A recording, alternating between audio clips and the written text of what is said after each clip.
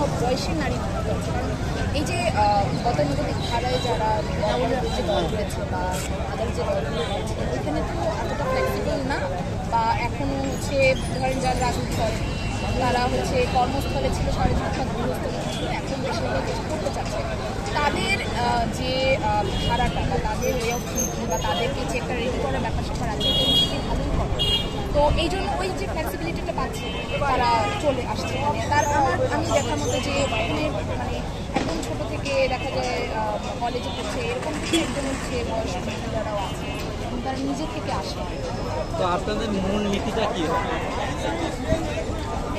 জনগণের কাছে আপনাদের জনগণের কাছে আমাদের প্রতিশ্রুতি হচ্ছে আমরা আমাদের দেশকে আমাদের দেশে মানে আমরা কারোর সাথে আপোষ করব ইনশাআল্লাহ।